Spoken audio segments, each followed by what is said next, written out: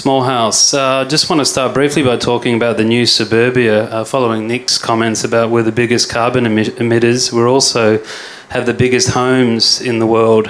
We've now surpassed the United States, and of course it's about triple garages, massive average square meterages, over 300 square metres, 5 bedrooms for families of 3 to 4, just excess, tiny backyards. And the converse to that is the inner city apartment living.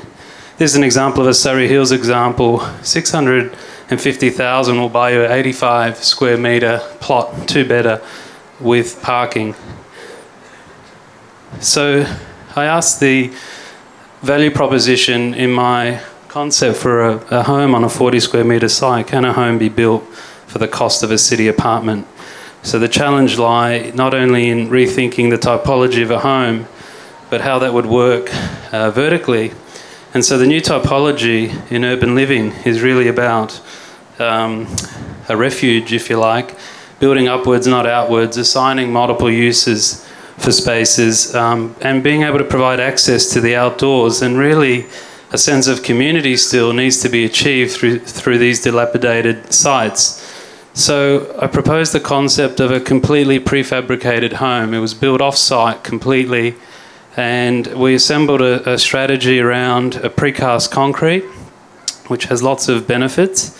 And part of that was testing whether, in fact, it could physically be built on site. So we brought the crane to site, and obviously being able to have some commercial prowess to move some of these guys, to builders and engineers, to work with a small team, we were able to convert that basically the crane could fit on site.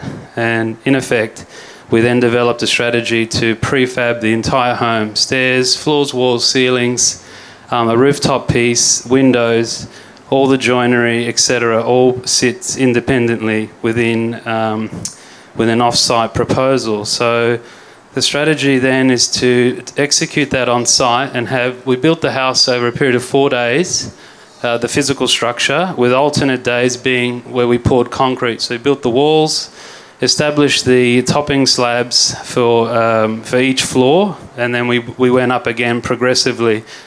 This is an example of just what that looks like with the pre-stressed slabs erected on the last level. And you can see how they dropped in 6 slabs per floor, 4 walls per space. In effect, 4 rooms stacked vertically with an ultimate roof capping piece, which you can hopefully see there being dropped onto as the last sort of the piece that ties the puzzle together. And really, it was about getting the builder off-site quickly. You don't want the builder hanging around if you want to save money. And this is, again, an example of what the framing back to the city would look like. And really, I think in making an assessment of this sort of home, and now there's a series of images to just talk through each of the spaces and how we assign spaces. We started with the sleeping and bathing and all of the utility down low, and trying to make as much use of flexible walls and really maximising the use of the 6 by 7 metres. Then as you ascend up into the residence, the first living space unfolds, the stairs are open, the stairwell acts as a light well to bring light all the way through the home. It also brings natural ventilation through the home, and large Pecha windows look to frame views back to the city. And this is a reference of what the living space is like. So again, a massive frame window. You only need 1 window. It's really an exercise in economy and looking at the essence of what you actually need to make a space work. And really 1 window is enough if it's big enough. And the stair was also an example of economy. We had lots of them, 67. That's our gym. We move up and down each day. It keeps us fit and healthy. And again, the glass wall enables maximum transparency and maximum daylight.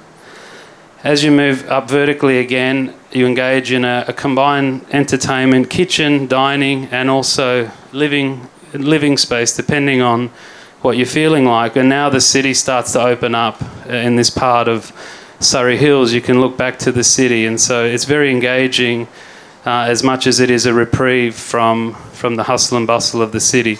And I guess the capping piece is the verdant garden. It's really the piece that's missing in an apartment typology. It's been around for a long time in Europe and rooftop gardens. We really look to we selected a tree, put it on top, and all the other bits sort of grow and change over time. We experiment with the vegetation, and really it's the kind of uncontrollable organic in the sort of hectic city that we've come to love. And again, it opens up, and it's also a little study space on the rooftop as well. And again, this is, I guess, the culmination of the house. It's a concrete piece that sits in the context of a mixed urban part of the city. It was in a laneway, and it was very much a decrepit site. There was a lot of vandalism. That vandalism has now evolved. It really, we don't get vandaled. We don't get graffitied.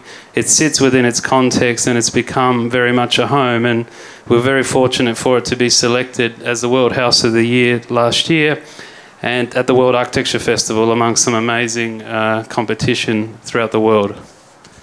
That's it.